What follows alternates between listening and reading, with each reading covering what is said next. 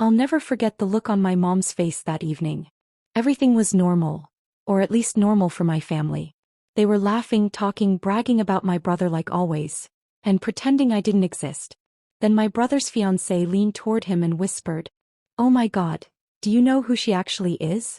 Her voice wasn't loud, but the whole room felt it. Everyone turned toward her. Toward me. She held her phone tight, staring at the screen like she had just uncovered some kind of secret. All she did was type my name, my full name, into Google. One search. One name. That's all it took. And suddenly the girl they called lazy, the daughter they laughed at, the sister they labeled a nobody, wasn't a nobody anymore. Their faces dropped. Their smiles faded. My mom's breath actually caught in her throat. In that one moment everything flipped. The power, the respect, the tone in their voices. It all shifted so fast it felt unreal. This is how my whole family went from mocking me for years to begging me in a single evening. Growing up, I was always the quiet one in the house. Not because I didn't have anything to say, but because no one ever cared enough to listen. To my family, I was the disappointment. The one who didn't shine. The one who didn't create problems, but also didn't create anything worth praising.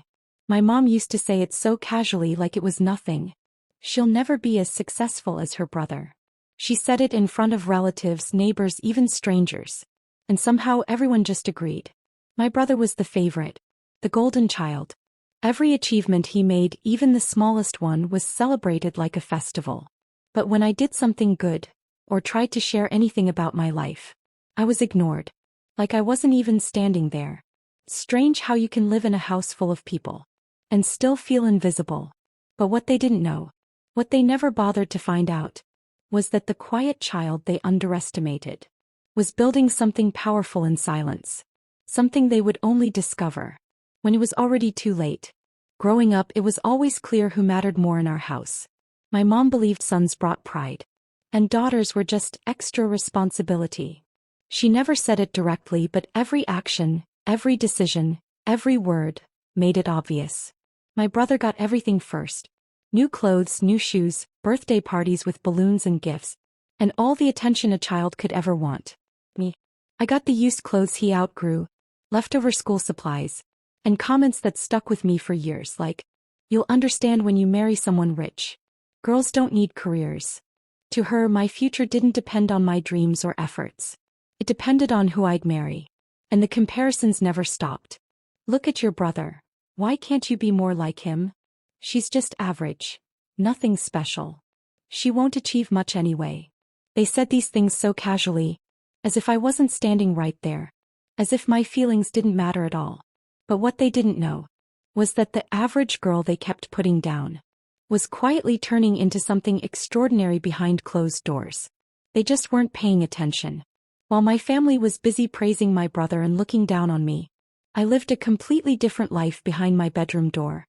A life they never bothered to ask about. Every time my mom complained that I wasted time at home, I was actually working. Late nights, early mornings, studying, learning, practicing, building. I didn't have anyone cheering for me, so I learned how to cheer for myself. I took online courses quietly, because if I asked my family for support, I already knew the answer. "Why do you need this? You're a girl." So I saved my own money. I used old devices. I worked through slow internet, long hours, and zero encouragement. But I kept going. While my brother bragged about his college life, I was building my first tiny project. One that later turned into something much bigger. I still remember the day I made my first bit of income from it. No one at home knew. No one noticed the sparkle in my eyes. I celebrated alone. I kept everything private. Not because I wanted to be mysterious, but because I didn't want to hear their laughter. Or their doubts. Or their comments about how, "This won't work." Or, "Girls don't do things like this." My silence became my strength. I didn't post achievements online. I didn't tell relatives. I didn't even share things with friends unless necessary. I wanted to grow quietly. Without noise, without expectations. Without anyone trying to drag me down. They thought I was doing nothing. But I was building a career. Building my skills. Building my future. And the most ironic part? The success they would later brag about was created in the same room they said I was wasting my life in. The day of my brother's engagement party felt like every other family gathering. Crowded, noisy, and full of people who pretended to know everything about our lives. As usual, I stayed in the background helping with the decorations, arranging food, and doing all the little things no one ever thanked me for. My mom was glowing with pride. Her son getting engaged meant another chance to show off. She floated around the room, telling guests stories about my brother's achievements, even the ones she exaggerated or completely made up. And of course she couldn't resist taking a jab at me. Whenever someone asked what I was doing these days, she laughed loudly and said, "Don't ask her anything. She's just at home doing nothing important." People chuckled. Some nodded politely. It was the same routine I had watched for years. But something was different this time. My brother's fiancée, Amina, kept watching me. She wasn't rude. She wasn't dismissive. Her eyes held curiosity, like she could see there was more to me than what my family painted. At one point she quietly came to my side and asked, "You've been helping since morning. Don't you want to sit?" It was such a simple question. Yet no one in my own family had ever asked it. Then she asked what I did. Before I could answer, my mom jumped in with her usual dramatic laugh. "Oh, don't bother. She doesn't do anything. She's just a nobody." Amina didn't laugh. She didn't nod. She just looked at me with an expression I couldn't read. A mix of confusion and disbelief. That silent moment, a tiny pause, was the beginning of everything that would follow. A little while after that awkward moment, Amina sat down on the sofa with her phone in her hand. She kept glancing at me from across the room. Not in a judgmental way, but like someone trying to solve a puzzle. Then she looked over at me and smiled politely. "Can I ask you something?" she said softly. "What's your full name?" I didn't think much of it. I just told her. My first name. My last name. The name that meant nothing to my family, but apparently meant a lot to the world outside. The second the words left my mouth, she typed them into her phone. Just one simple Google search. And then, everything froze. Her eyes widened as if she had just discovered something impossible. She stared at the screen, then back at me, as if she was seeing me for the very first time. My brother walked over casually and asked, "What happened?" Amina turned the phone toward him and whispered, "Do you know who your sister actually is?" He laughed, thinking she was joking. "She's nobody." "What do you mean?" But when he leaned in and saw the results, the articles, the achievements, the projects, the interviews, the recognition, his face dropped like a stone. He blinked twice, trying to process it. "That's her," he said quietly, almost scared to say it out loud. By now, a few relatives had gathered around, curious about the sudden change in their expressions. Amina slowly turned her phone toward my mom. The room, which had been filled with noise and laughter a few minutes earlier, fell completely silent. My mom's eyes widened. Her smile vanished. She stared at the screen like it was showing a ghost. In that moment, with just one Google search, the nobody in the family became somebody they never expected. The silence in the room felt heavy, almost uncomfortable. Everyone's eyes were glued to my mom, waiting to see what she would say. Now that the truth was right in front of her, my brother stepped back like he didn't recognize me anymore. He kept whispering, How is this possible?"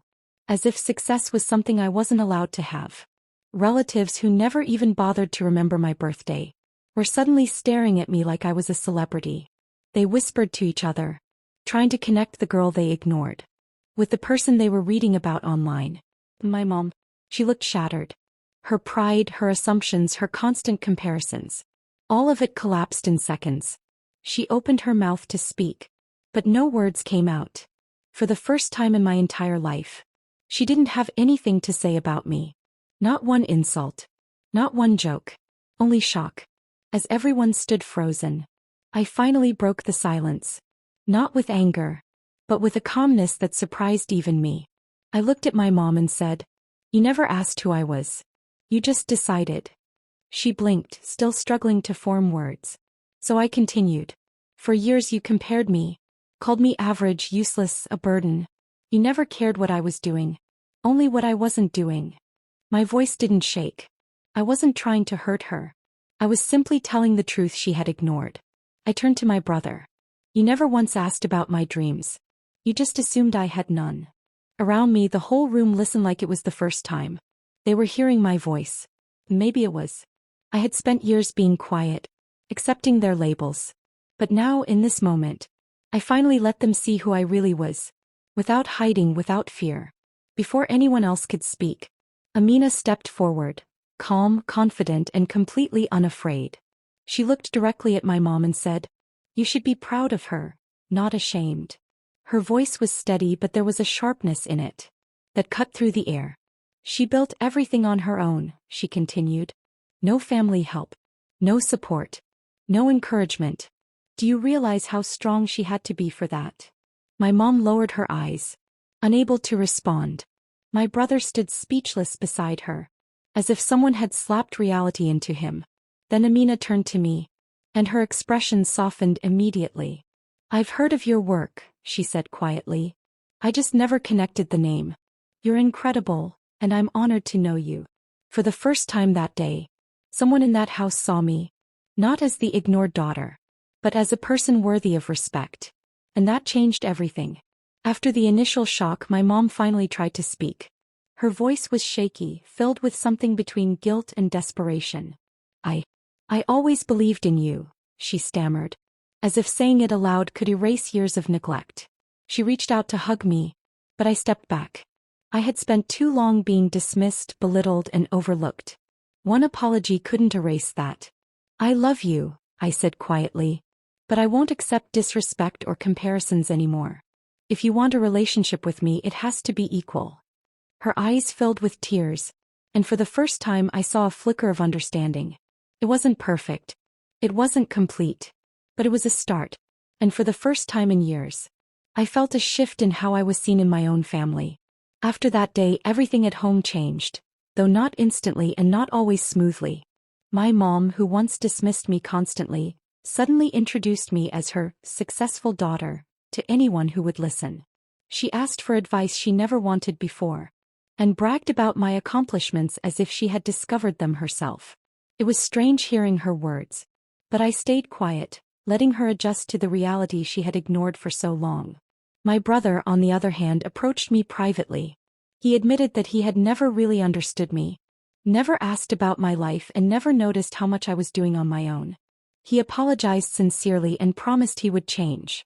It felt good to finally hear it, though it didn't erase the years of being overlooked. Even relatives who once ignored me now treated me differently, with respect and curiosity. But I had learned my lesson. Acceptance or praise after the fact didn't mean I needed their validation anymore. I had proven my worth. Not for anyone's approval, but for myself. And that realization, it was more powerful than anything they could say. Sometimes the people closest to you will underestimate you the most. They won't see your worth until the world does. Keep building quietly. Keep growing. One day the same people who laughed at you will watch in shock, and you'll stand taller than ever before.